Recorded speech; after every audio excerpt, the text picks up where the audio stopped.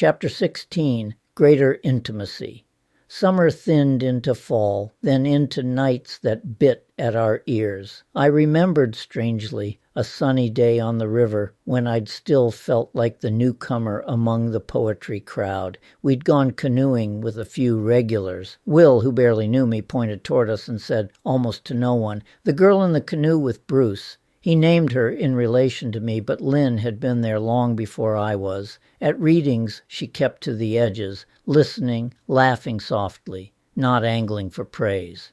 She had an English degree, like half the room, and yet she wasn't performing. It made me want her more, the quiet self-possession, the way she refused to audition for anyone. One November night, we went to the beach in heavy coats. The sun had dropped. The surf was black glass with a white seam. We climbed the lifeguard stand and stood facing the wind. Sand ticked against the wood. I stepped behind her and wrapped my arms around her, my chin tucked in the wool at her collar. Heat rose in me, quick, undeniable. The old warnings tried to form words. Dirty, too far, don't. But the wind stripped them thin. Her hands rested over mine. We stayed that way, listening to the water devour the shore and give it back. I wanted to keep every second. When winter settled over Wilmington, something in me steadied. I found work in human services, supporting adults with developmental disabilities. It felt like the first right fit in a long time, as if my life had stopped scraping and started to catch. We spent most evenings at Lynn's place on Wrightsville Beach.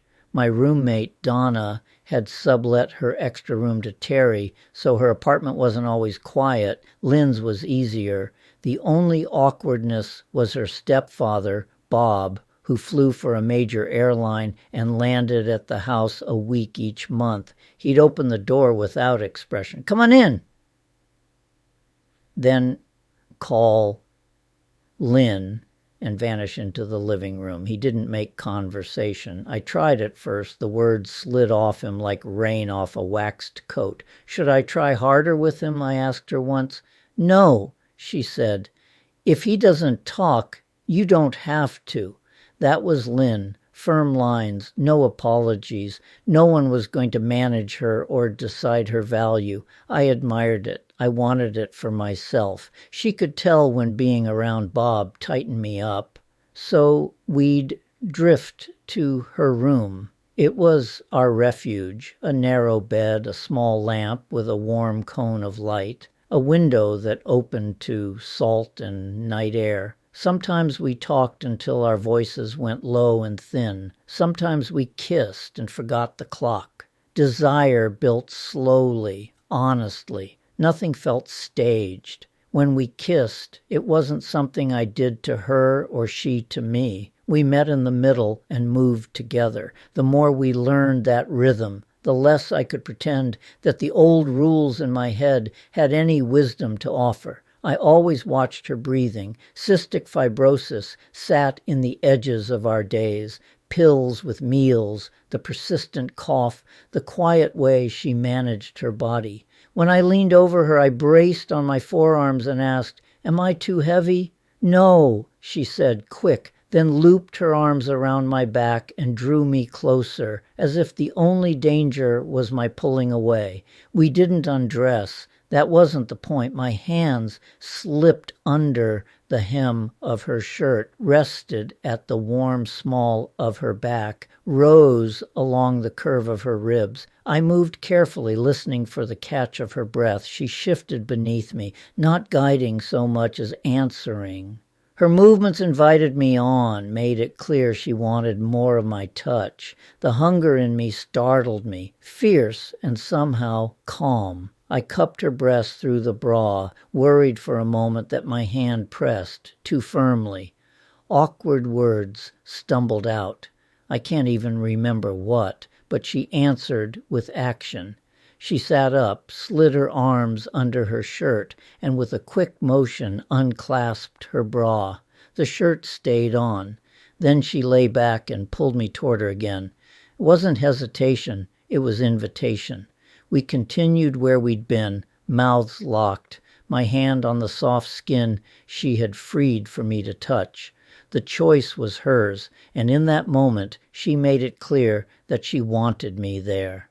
At other times, away from that immediate heat, I would notice my body reacting, wetness marking the intensity of my desire. I knew from reading that this wasn't climax, but arousal, a body's simple response.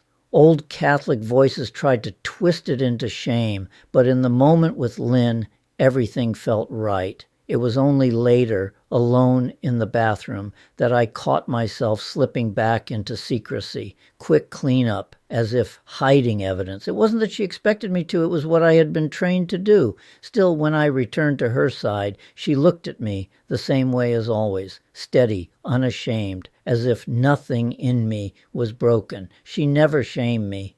The shame wasn't hers to give. It wasn't even mine, truly. It was something I'd been taught to carry. With Lynn, I could set it down for a while.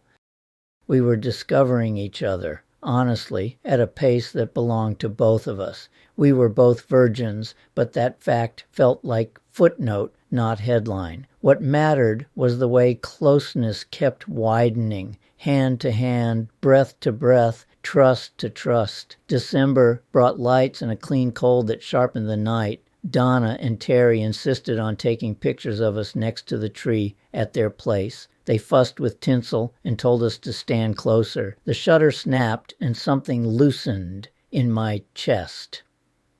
They were happy for us. For me. I didn't know how hungry I'd been for that until it was in front of me. I began to keep an invisible album, small scenes I never wanted to lose. The sound of Lynn's laugh when her scarf caught on the door jamb, the peppermint bite of her lip balm, the hollow thud of footsteps on the pier when the tide was low, the way she said my name in a room full of people, and it felt like the only word. At the Coastline Convention Center where Dusty worked and always waved me over, people asked about Lynn as if we were one entry in their minds. How's she doing? Is she coming tonight? The questions were ordinary. The feeling they gave me wasn't.